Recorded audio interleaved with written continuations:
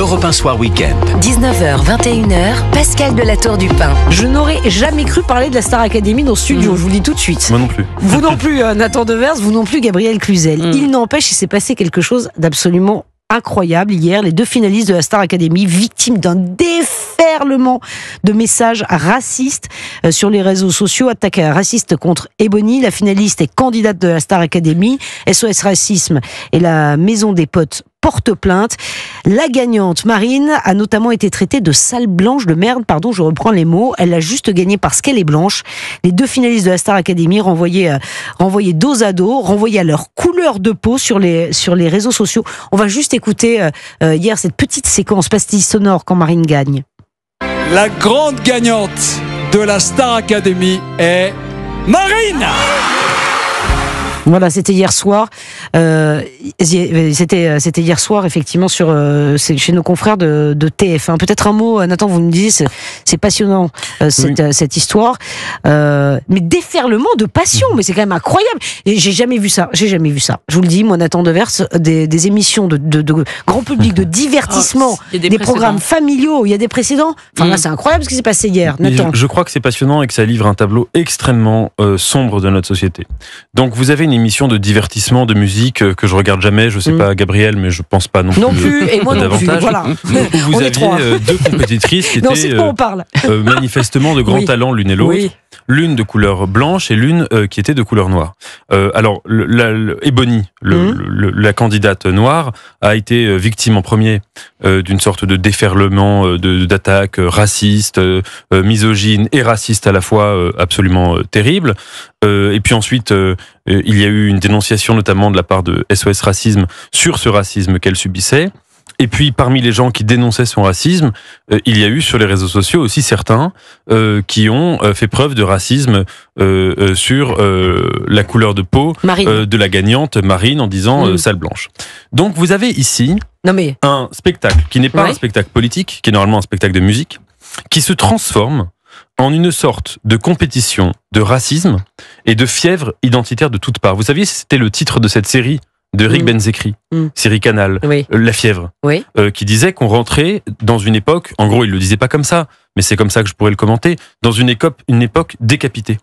Une époque où on ne pense plus avec des idées, mais avec ses identités, et avec la plus pauvre des déterminations identitaires qui soient, à savoir une identité liée à la couleur de la peau et des haines liées aux identités différentes. Alain Finkielkraut disait que la modernité, ce serait l'affrontement des zombies et des barbares. Je crois, quand on voit malheureusement le triste spectacle de ce que devient la société française et de ce que deviennent les sociétés des démocraties occidentales, qu'on est déjà quasiment dans la société de zombies et qu'à partir de là, il n'y a qu'un pas pour arriver dans la société de barbares. C'est terrible ça. Gabriel Cluzel, sur cette affaire, effectivement, on est tous un peu surpris. Mais ce spectacle est désolant, mais très symptomatique.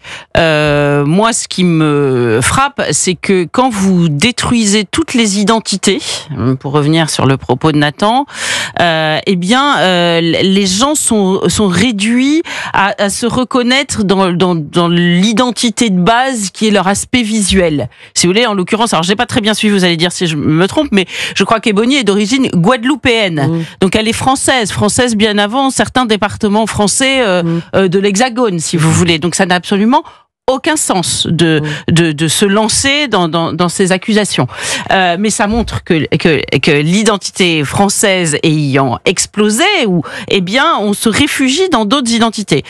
On peut noter aussi que le racisme n'est pas l'apanage d'une couleur de peau, puisque la jeune femme de couleur de peau blanche, Marine, c'est ça, je crois son prénom, elle aussi en a été victime. Alors le sujet aussi, c'est que pourquoi SOS Racisme ne s'en saisit pas aussi? Parce que si vous voulez, je crois que ce qui nourrit le climat actuel, c'est aussi le sentiment que certains ne veulent voir qu'une forme de racisme et pas une autre. Le fait est que, de toute évidence, ça arrive des deux côtés. Et par ailleurs, je crois que ce qui a aussi mis le verre dans le fruit, c'est que depuis un certain temps, on politise des spectacles, des jeux, alors on fait dire à telle Miss je ne sais quoi. D'ailleurs, c'est arrivé sans même que y ait une volonté organisée de faire dire quoi que ce soit aux Miss. Mais vous vous souvenez de cette jeune fille qui était d'origine juive, qui était de religion juive, de confession juive, et qui était candidate à, son nom m'échappe, Miss France pour Nice. Alors pour le coup, non, Miss France. Non. Je reconnais que je regarde l'élection de Miss France avec mes filles, vous voyez. Et je me souviens très bien de cette jeune fille. Et il y avait eu un torrent d'insultes à ce moment-là. C'était avant le 7 octobre. Hein. Eh bien, donc vous voyez que c'est parce qu'elle était de confession juive. Oui, bien sûr. Vous vous souvenez pas? Si, je peux vous retrouver son nom. Il y a la presse du reste en avait parlé. C'était il y a 2 ou 3 ans. Oui, exactement. Oui. Ils le trouveront facilement. Et je crois elle avait dit aussi. Alors là, pour accabler, pour augmenter son capital antipathie auprès de certains, elle avait dit qu'elle voulait être policière, me semble-t-il, ou que son père était policier. Il y avait un sujet là-dessus. Donc vous voyez que c'est pas la première fois que ça arrive. On a retrouvé son nom. Voilà. Ouais. Hein. Donc c'est pas la première fois que ça arrive. Mais donc cela aussi c'est un symptôme, mais ce que je veux dire c'est que sont responsables aussi dans l'organisation de ces divertissements populaires ceux qui mêlent de la politique. Pareil dans les matchs de foot. Vous vous souvenez moi j'ai trouvé tout à fait détestable qu'on fasse du mondial de foot le symbole d'une équipe black blanc beurre, la diversité heureuse. Vous voyez, on a instillé de la politique là où il n'y en avait pas, et aujourd'hui on assiste à ce spectacle absolument lamentable de voir 2 jeunes filles de talent équivalent du reste. Hein. Enfin, moi, si j'ai bien compris, elles étaient très douées toutes les deux, se retrouver otages d'un combat tout à fait détestable. Oui, mais ça prouve effectivement cette division dans notre société. En fait, ce sont des clans. On fonctionne par quoi maintenant? Mais c'est horrible, par couleur de peau, par religion, par classe sociale. On fonctionne comment? Moi, je reviens à ma métaphore d'une époque décapitée. Ça veut dire une époque où les engagements politiques ne dépendent plus de la rationalité d'une idée, mais dépendent du nombril, dépendent de ce que Céline, dans Le Voyage au bout de la nuit, appelait les tripes. Vous savez, il avait cette phrase très drôle et très belle quand il disait « Moi, la France, ça me fait penser à mes tripes ». C'est les tripes. Et donc, les tripes blanches, les tripes noires, les tripes identitaires. Et en effet, c'est une régression intellectuelle, une régression même de civilisation qui est terrible. Je suis d'accord avec vous pour dire que ce qui est terrible aussi, c'est que là, on avait un spectacle qui devait être entre guillemets, avec beaucoup de guillemets, mais artistique, enfin en tout cas du divertissement culturel, showbiz, artistique, enfin on appelle ça comme on veut. Vous aviez 2 personnes qui étaient en tout cas dans une logique de désintéressement, de compétition musicale, et qui se retrouvent comme ça, comme vous avez dit, en otage de passions politiques qui sont terribles. Je pense cependant, en tout cas dans cette histoire de la Star Academy qui m'a intéressé, je pense pas qu'on puisse renvoyer dos à dos les 2 formes de racisme, pour une raison, c'est que la chanteuse noire, Ebony, a été victime en premier d'une sorte de vague de racisme, et que c'était elle qui l'a été en premier. Pourquoi je le dis? Parce que si on réfléchit cette année, il y a eu 3 polémiques impliquant des artistes noirs qui ont été victimes, sans aucun engagement politique, d'une sorte de vague de haine sur les raciale. Réseaux sociaux. Qui? Aya Nakamura, Miss France, c'est pas une artiste, mais Miss France, et la finaliste de la Star Academy. C'est quand même intéressant, et il faut y réfléchir. Chaque fois, ou presque chaque fois, que vous avez une femme noire qui fait de la musique, qui représente la France dans un concours de Miss, ou qui est chanteuse à la Star Academy, comme par hasard, elle se retrouve victime d'une sorte de lynchage massif. On ne parle pas de 3 internautes ivres le soir, on parle vraiment de lynchage massif. Et je crois, et elles n'ont aucun point commun, les unes et les autres, à part le fait leur couleur de peau. Je crois quand même que ça doit nous interroger aussi sur une sorte de racisme qui émane essentiellement, il faut le dire, de l'extrême. Je suis pas du tout d'accord, parce que je pense que ce genre de phénomène est arrivé pour bien d'autres. Je citais l'exemple de cette jeune fille qui avait rien fait, rien demandé à personne, et c'est pas elle qui a entamé les hostilités, cette jeune personne de confession juive qui s'était retrouvée avec un afflux d'insultes. Et on peut dire, vous savez, j'ai suivi aussi, malheureusement je me souviens plus le nom de cette émission, Un incroyable talent, vous voyez, c'est un peu le même genre. Il y avait eu une famille, la famille Lefebvre, qui a un tropisme un peu catholique versaillais. Elle aussi, elle s'était pris un torrent d'injures. Donc je crois que c'est à mon avis très dangereux de faire une dissymétrie entre 2 formes de racisme. Vous voyez, quand Thomas est assassiné à Crépol, c'est pas du racisme parce qu'il est blanc, même quand on dit je voulais planter un blanc. Et puis quand un noir est agressé, là c'est du racisme. Non, écoutez, pardonnez-moi, il y a un moment, il faut quand même un parallélisme dans l'honnêteté intellectuelle, parce que sinon ça peut pas fonctionner. Et je crois qu'au contraire, ça augmente le caractère vindicatif de certains. Oui. Il y a des gens à gauche qui estiment que quand une personne blanche se fait traiter de sale blanc ou sale blanche, c'est pas du racisme parce que c'est pas structurel, etc. Moi, c'est pas mon cas. C'est un peu facile, hein. Moi, c'est pas mon cas. Je fais pas de déni. Ouais. Quand quelqu'un est insulté en raison de son identité, sa couleur de peau, quoi que ce soit, c'est du racisme. En revanche, ce qu'il faut quand même interroger, c'est l'imprégnation des représentations racistes dans la société française. Il y a des études qui sont régulièrement faites, par exemple sur les discriminations à l'emploi, à la location d'appartements, dans le fait d'accéder à certaines plages dans le sud de la France. Récemment, il y en a tous les étés d'ailleurs, et qui montrent, par exemple, que les personnes de couleur noire ou les personnes qui ont des prénoms maghrébins sont globalement beaucoup plus discriminées que des personnes de couleur blanche. Donc ça veut dire qu'il peut y avoir des opinions racistes, des propos racistes, des insultes racistes, c'est extrêmement biaisé. Moi, je me suis penchée aussi sur ces études. Vous verrez jamais aucune étude qui s'intéresse à la question de savoir si quand vous appelez Maria Alix et que vous avez une médaille de la Vierge autour du cou, quand vous frapponnez dans tel ou tel kebab, pourquoi elle n'est pas retenue plutôt qu'une autre. Vous voyez, c'est toujours extrêmement biaisé. Vous savez très bien qu'il y a des secteurs de la société complètement communautarisés où si vous montrez pas une adhésion à cette communauté, vous ne serez pas embauché. Moi, ce qui m'ennuie, c'est que on a une société qui est en train de se fracturer, ça c'est sûr. Moi, je trouve ça tout à fait déplorable et je pense que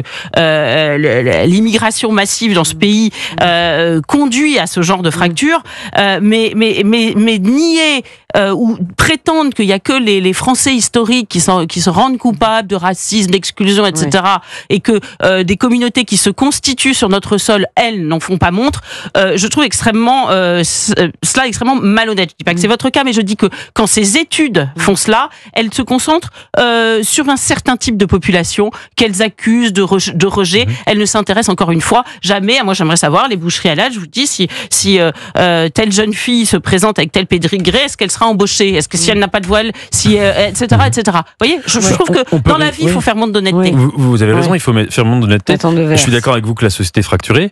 On peut rester sur l'exemple. Alors pour être d'accord, là on parlait de la musique. Oui. On va pas faire la liste de toutes les chanteuses françaises de couleur blanche et rien que de dire cette phrase, ça me donne la nausée. Moi, je regarde pas des gens en fonction de leur couleur de peau, etc. On peut faire la liste vraiment de toutes les chanteuses francophones ou françaises de couleur blanche. Je ne crois pas qu'il y en ait une seule cette année qui a été victime massivement. Le cas de Marine, on a expliqué le contexte. Massivement, gratuitement comme ça, d'une vague de racisme liée à sa couleur de peau. En revanche, et d'ailleurs j'ai oublié une quatrième chanteuse qui a été victime d'une sorte de série de harcèlement raciste et qui était noire cette année, une chanteuse qui s'appelait Théodora, qui a fait une chanson qu'il a présentée dans une émission qui s'appelait Click et qui a été victime sur les réseaux sociaux aussi d'une vague de racisme liée à sa couleur de peau. Ce que je fais remarquer, c'est que chaque fois qu'il y a une chanteuse ou une artiste ou une femme qui a une représentation publique et qui est noire, ou presque chaque fois, en tout cas chanteuse c'est quasiment chaque fois, et qu'elle a du succès et que vraiment c'est vu ce qu'elle fait, etc., elle se retrouve victime d'une campagne massive de racisme. C'est pas trois internautes bourrés. C'est pas vrai, mais je sais pas, mais mettez-vous... Angèle, par exemple, personne n'a dit sale blanche, Angèle, et heureusement que personne n'a dit. Mais pardon, mais je suis extrêmement choquée par cette façon de décrire le monde, parce que je sais pas, vous citiez Aya Nakamura. Mettez-vous à la place d'une jeune femme qui aujourd'hui est dans le nord de la France, qui habitait Nain-Beaumont ou ailleurs, et à laquelle on l'explique que comme elle est blanche, elle a un privilège blanc, vous voyez, alors qu'Aya Nakamura, elle est quand même une victime de la société française. Mais la société qui l'a portée, elle a du talent, personne ne le dira, mais qui l'a portée quand même là où elle est? Vous allez pas me dire s'il y avait eu un racisme systémique, structurel en France, elle ne serait pas là où elle est. Alors mettez-vous dans la tête un petit peu des jeunes femmes aujourd'hui qui blanche, moi aussi j'aime pas beaucoup ce mot-là, mais disons-le ainsi, puisque c'est ainsi qu'il faut le dire, et à laquelle on dit, ah oui, tu sais, toi t'es une privilégiée, Aya Nakamura, c'est une victime. Pardon, mais c'est un peu difficilement dit. On va continuer ce débat et on a d'autres sujets à traiter, mais il est 20h46 sur Europe 1. Europe 1 Soir Week-end. 19h, 21h, Pascal de la Tour du Pin. Il est 20h47 et nous continuons nos débats en studio. Oui, Gabriel, vous me parliez. Que me disiez-vous? Non, mais je disais aux chers auditeurs d'Europe 1 et auditrices, bien sûr, je disais, mais c'est terrible la société dans laquelle on vit. Une société clivée plus que jamais. On fonctionne par clan. C'est quand même terrible, et tout le monde, on a le sentiment d'appartenir à un clan ou on sort d'un clan. Mais c'est des petits clans en fait. Comment on fait pour vivre avec ça ? C'est des communautés, mais encore une fois, moi je pense que quand SOS Racisme ne se saisit que d'une certaine forme de racisme, eh bien, c'est pas sain. Ça date pas d'hier. Hein. Pardon ? Ça date pas d'hier, ça. Oui, mais nous sommes d'accord. Nathan l'a expliqué, c'est parce qu'ils estiment que le racisme en Tunisie n'est pas structuré. C'est surtout qu'ils sont d'une mauvaise foi patentés et que il y a une partie de la population qui ne les intéresse pas. Si vous voulez, même, je trouve qu'intellectuellement, on peut pas dire, il y aurait que des racistes de telle nature et pas de telle autre. Non, évidemment, ça paraît logique. Il y a des racistes, c'est une réaction à l'autre. Donc, l'autre, il est divers. Donc, je trouve ça d'une malhonnêteté intellectuelle farouche. Et je vous dis encore une fois, j'attendais que ce soir, ils disent, écoutez, c'est vrai que nous sommes très choqués qu'il y a eu un racisme de part et d'autre. Mais vous ne le verrez pas. C'est pas SOS racisme, c'est SOS un certain racisme. Oui, c'est vrai ça, Nathan Devers. Gabrielle Cluzel n'a pas tort dans ce qu'elle dit. Leur argument, c'est pas tellement ça. C'est qu'ils analysent les choses à l'échelle structurelle. Ça veut dire ils estiment que même si un individu peut dire salle blanche, il n'en demeure pas moins que structurellement, ce sont les populations de couleur noire qui sont globalement discriminées dans la société. Mais qu'est-ce qui vous permet de dire ça ? J'ai cité 3 exemples. Le logement, l'emploi, l'accès à un certain nombre de lieux privés. C'est ça leur argument. Moi, je suis pas sur cette ligne. J'estime que quand quelqu'un a des opinions racistes, qu'il soit dominant ou dominé, enfin quel que soit le sujet, il a des opinions racistes. Point final. Et qu'à l'échelle individuelle, c'est du racisme. Mais j'aimerais juste dire une chose. En fait, moi, ce débat, il me donne la nausée. Commencer à parler, comme je viens de le faire là tout à l'heure, de dire il y a des chanteuses blanches, des chanteuses noires. Non, mais il faut quand même expliquer les mots. On en est réduit à ça. On ne peut pas évacuer. On est bien obligé de voir les fractures dans notre pays, de voir la communautarisation qui est en train de s'installer, de voir une forme de guerre larvée, de voir une appréhension de la société. Moi, encore une fois, je suis persuadée, c'est sans doute ce qui nous différencie, c'est que je suis persuadée que c'est pas le mot d'identité qui est en cause, c'est au contraire la disparition des identités qui conduit à ça. Vous savez, encore une fois, ces 2 jeunes femmes, on devrait voir 2 Françaises qui s'affrontent en bonne intelligence simplement sur le caractère de leur talent. Aujourd'hui, on ne permet plus à nos jeunes d'être fiers d'être français, on sait plus ce que ça veut dire. Alors, on les force d'une certaine façon, on les conduit, puis on part sans arrêt. Et ce racisme, d'ailleurs, a contribué à ça, à instaurer une guerre entre les races. C'est insupportable. Très honnêtement, c'est proprement insupportable. Moi, j'ai été très frappée de voir que Trump, plusieurs fois dans son discours, il a dit, quelle que soit la couleur de peau. Et voilà le sujet. Voilà le sujet. On va être fiers d'être américain. On va faire se retrousser les manches, quelle que soit sa couleur de peau. Et ça, c'est important. En France, on passe notre temps à nous dire parce qu'ils ont telle couleur, sont des victimes. Mais non, pas du tout. Cessons avec ça. Mais justement, moi, précisément, et là, on est d'accord sur un point. Moi, dans le spectacle de la Star Academy, que j'ai pas vu pour lui-même, enfin, il m'a pas, j'ai vu 2 Françaises qui s'affrontaient sur le plan de la musique. Donc, on est d'accord là-dessus. Mais on peut discuter de ce racisme, c'est un autre débat. Mais hier, par exemple, et ce matin, moi, j'ai regardé attentivement sur Twitter, X, dans le monde entre guillemets identitaire français, politique. Je vais pas citer des noms, mais je pourrais vous les citer. Il y a eu énormément de gens qui se sont réjouis de la victoire de Marine, précisément pour des raisons politiques. Et précisément, alors ils le disent pas explicitement, mais en gros, parce que c'est pas l'autre et que, etc., etc. Et on comprend très bien ce que ça veut dire.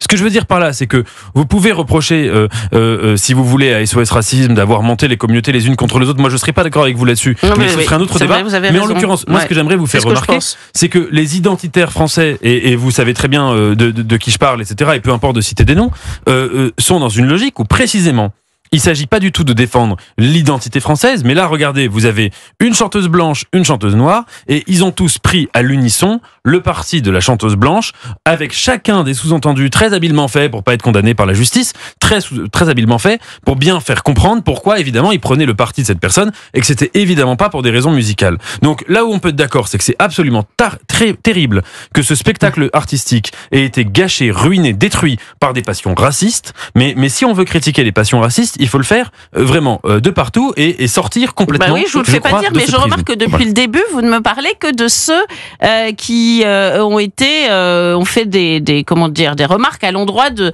cette jeune. Oui, écoutez, alors pourquoi vous me parlez pas des autres? Je l'ai dit moi-même quand j'ai fait le résumé. J'ai dit qu'il y a des gens qui ont traité Marine de sale blanche de merde. Je l'ai dit. D'accord. Littéralement. Vous êtes d'accord avec moi et SOS Racisme devrait dire ce soir, ce qui est scandaleux, c'est qu'il y a eu des attaques racistes des deux côtés. Oui, c'est ça que dit Gabriel Cluzel. Comme je l'ai dit explicitement, c'est du racisme de dire sale blanche pour une. Oui, il ne reconnaît pas le SOS Racisme, ne reconnaît pas le racisme anti-blanc. Je ne sais pas ce qu'il en est parce qu'ils ont fait la procédure avant. Parce que comme j'ai dit, c'est la candidate noire qui a été victime de racisme avant la candidate blanche. Peut-être qu'ils vont faire demain une plainte pour le racisme contre la candidate blanche. Écoutez, on va voir. Je pense que j'ai quelques doutes. Sale blanche, c'est du racisme et que donc à partir de là, SOS Racisme devrait évidemment le dénoncer. Mais sauf que SOS Racisme n'a pas encore saisi les autorités compétentes pour dénoncer le racisme anti-blanc dont Marine a donc été victime. Et alors tout ça, évidemment, est alimenté par LFI.